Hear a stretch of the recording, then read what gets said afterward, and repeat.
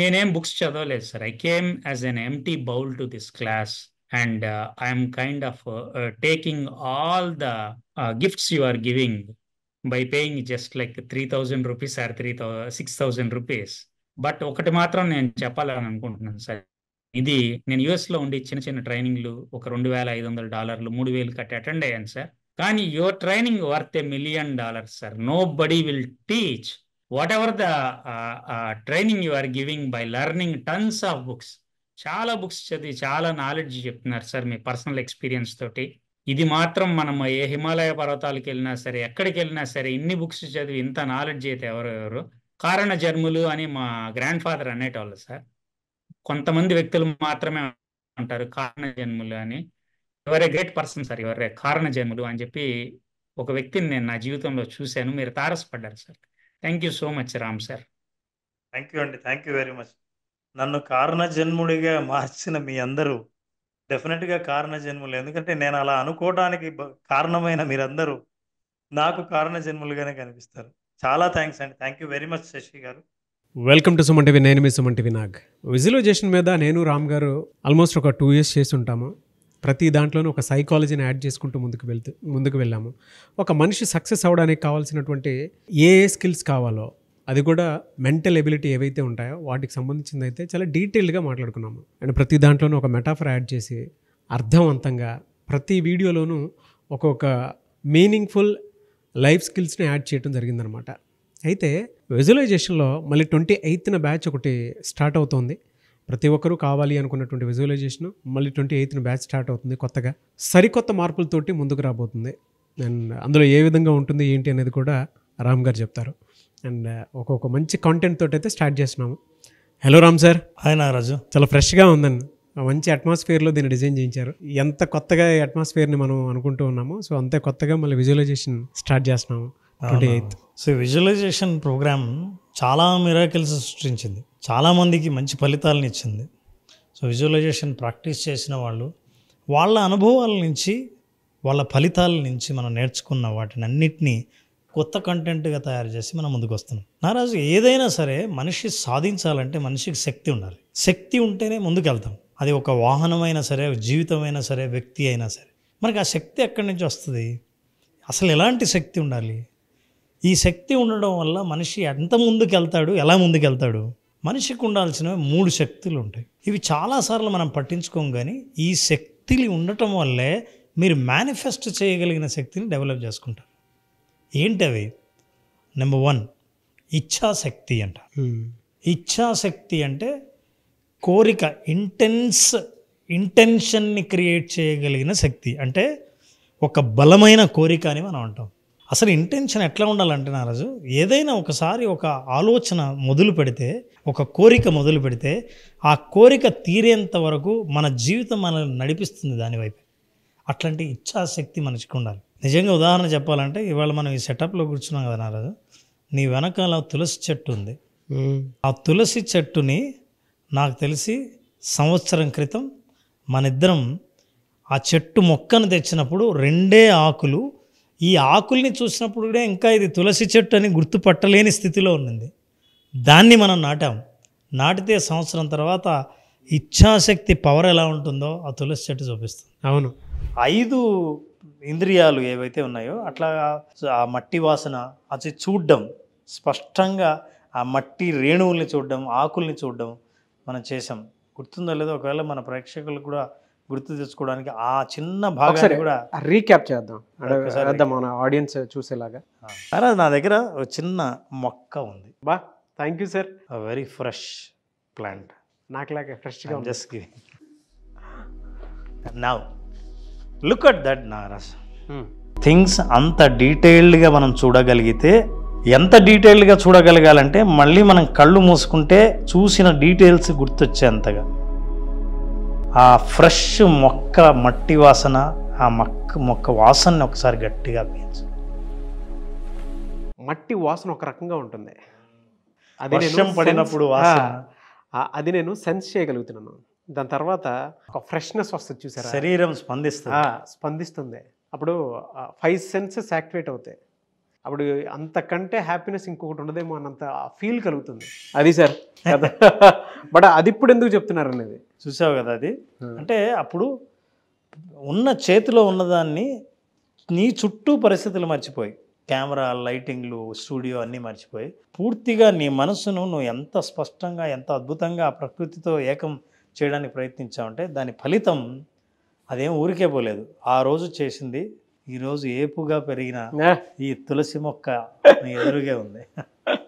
That is ఇచ్ఛాశక్తి. ఇచ్ఛాశక్తి అంటే మన కోరిక. చాలామందికి ఇదే ఇచ్ఛాశక్తి ఉంటుంది. అంటే డిజైర్ అనేది ఎంత బలంగా ఉండాలి అనేది. కానీ అందరికీ కోరిక ఉంటుంది, లక్ష్యం ఉంటుంది, నేను ఇది సాధించాలని ఉంటుంది. కానీ అందరితో ఆగితే ఏం ప్రయోజనం లేదు. ఎందుకంటే అది కోరికల చిట్టా అవుతుంది తప్ప లక్ష్యం అవ్వదు. ప్లానింగ్ లేని కోరిక లక్ష్యంగా మారలేదు. రెండవది జ్ఞానశక్తి. మనిషికి నాలెడ్జ్ ఉండాలి. నేను ఏం సాధించాలని అనుకున్నా దానికి సంబంధించిన తెలివి, దానికి సంబంధించిన విషయాలు, ఎబిలిటీస్, స్కిల్స్, కాంపిటెన్సీస్ ఏం తెలుసుకోవాలి నేనని తెలియాలి. మీరు విజువలైజేషన్ చేస్తున్నారంటే విజువలైజేషన్కి సంబంధించిన నాలెడ్జ్ కూడా తెలుసుకోవాల్సి ఉంటుంది. ఇటీవలి కాలంలో మన ప్రేక్షకులకు నాలెడ్జ్ పూర్తిగా ఉంది. ఎందుకంటే అన్ని రకాలైనవి మేనిఫెస్టేషన్ చాలా విపరీతంగా ప్రచారంలోకి వచ్చింది. దాంట్లో ఎన్ని రకాల టెక్నిక్లు ఉన్నాలో, ఎన్ని రకాలైన టిప్స్ నేర్చుకోవాలో అన్నీ నేర్చుకున్నారు. సో జ్ఞానం చాలా అద్భుతంగా ఉంది. సో మనం ఏదైనా చెప్తే ఈ నాలెడ్జ్ అక్కడైతే చెప్పారు, ఇక్కడ నేర్చుకున్నాను అని ముందే చెప్పగలుగుతారు.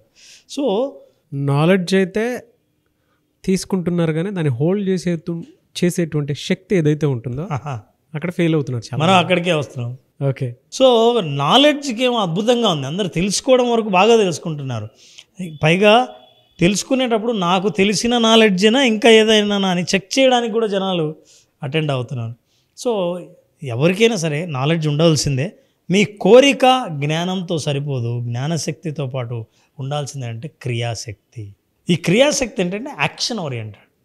నువ్వు చర్యలు తీసుకోకపోతే, యాక్షన్ తీసుకోకపోతే, చెయ్యాలనుకున్నది చెయ్యకపోతే కేవలం నీకు అద్భుతమైన నాలెడ్జ్ ఉంటుంది. ఎవరైనా అడిగితే మేనిఫెస్టేషన్ గురించి నాకు అన్నీ తెలుసు అంటాం.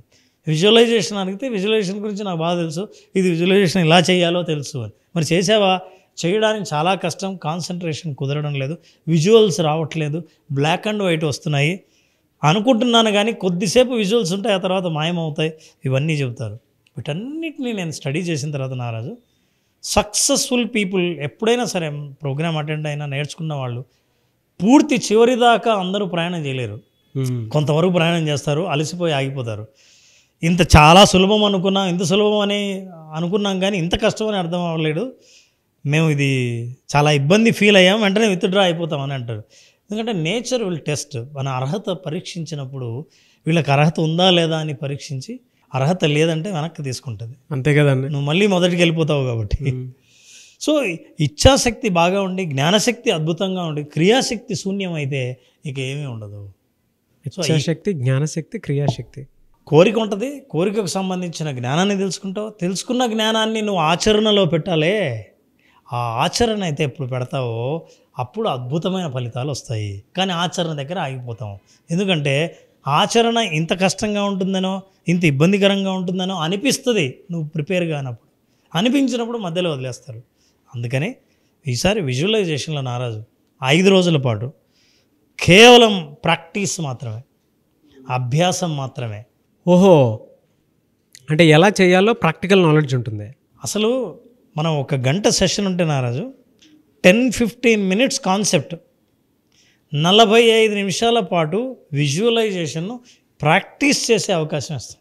అలా ప్రతి 5 రోజుల పాటు ఫస్ట్ టైం ప్రాక్టీస్ ద్వారా అసలు నువ్వు ఎలా తయారైపోతావు అంటే, ఇన్ని రోజులు నేను ఇంతసేపు ఉండగలను, ఇలా విజువల్ని చూడగలను, నీ అనుభవంలో సంపూర్ణంగా తేడా వచ్చి అసలు ఇన్ని రోజులు ఇది కదా మిస్ అయింది అని అనిపించేటట్టు.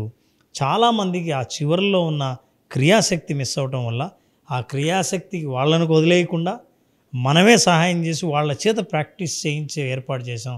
అది 5 రోజుల పాటు ఒక్కొక్క రోజు విజువలైజేషన్లో ఒక్కొక్క అనుభవాన్ని ఇస్తూ, విజువలైజేషన్లో వాళ్ళు ఇంతవరకు ఏదైతే చూడలేదో దృశ్యీకరించుకునే ప్రయత్నంలో ఎక్కడైతే ఫెయిల్ అయ్యారో అక్కడి నుంచి స్టార్ట్ చేసి వాళ్ళు ఏ భవిష్యత్తునైతే కోరుకున్నారో, ఏ లక్ష్యాన్ని అయితే నిర్ణయించుకున్నారో ఆ లక్ష్యాన్ని వాళ్ళు చేరుకున్న తర్వాత వాళ్ళ స్థాయి స్థితి ఎలా ఉంటుందో వాళ్ళే చూసుకోగలిగిన పరిస్థితిని మనం తీసుకొస్తాం. అది విజువలైజేషన్ ద్వారా. ఈ విజువలైజేషన్ 5 రోజుల పాటు చేసే కొత్త కోర్సులో ఒక్కొక్క రోజు ఒక్కొక్క అనుభవాన్ని ఇస్తూ ఈ 5 రోజుల ప్రోగ్రాం చేస్తాం. ఎవరైనా సరే కేవలం ప్రాక్టీస్ చేయాలనుకున్న వాళ్ళు, నాలెడ్జ్ తెలుసుకోవాలనుకున్న వాళ్ళు కాదు, ఇంకా కొత్త కాన్సెప్ట్లు తెలుసుకుందాం అనుకున్న వాళ్ళు కాదు, ఇంకా కొత్త టిప్స్ టెక్నిక్స్ ఇట్లాంటివి చూసేవాళ్ళు కాదు. ఇలాంటివి చాలా ఎక్కువ అయ్యాయి, కానీ ప్రాక్టీస్ మాత్రం తక్కువైంది. So now I'm giving 5 days practice session. 5 రోజుల ప్రాక్టీస్లో 5 రకాలైన అనుభవాలతో శరీరంలో ఫస్ట్ హీలింగ్ రావాలి Nagaraj. Anything you want to manifest, without healing your body and mind you cannot manifest anything. ఆ హీలింగ్ ప్రాసెస్ ఒక్క విజువలైజేషన్ ప్రాక్టీస్తోనే వస్తుంది. అభ్యాసం చేస్తే అప్పుడు అంటారు శ్రద్ధావాన్ లభతే జ్ఞానం. ఎవరికి జ్ఞానం లభిస్తుందంటే ఎవరికి శ్రద్ధ ఉందో వాళ్ళకే. ప్రాక్టీస్ చేయాలనుకున్న శ్రద్ధ ఉన్న వాళ్ళకి ఈ 5 రోజుల ప్రోగ్రామ్కి స్వాగతం. ప్రోగ్రామ్ పేరు కూడా visualisation only practice. I think first time చాలామందికి మేనిఫెస్టేషన్ ఎలా చేయాలో తెలియదు, మెడిటేషన్ సరిగ్గా ఏ విధంగా చేయాలో తెలియదు, విజువలైజ్ ఎలా చేయాలో తెలియదు. అండ్ కొంతమందికి అయితే నాకు ఆ విజువల్స్ అందట్లేదని చెప్పేసి అంటూ ఉంటారు. అంటే సైకలాజికల్ కొన్ని బ్లాకేజెస్ ఉంటాయి, వాటికి అన్నిటికీ విజువలైజేషన్ విత్ ప్రాక్టీస్ అనేది so first time great concept and expecting more. Anyway sir, thank you sir, thank you so much Ram sir. Thank you Naraj.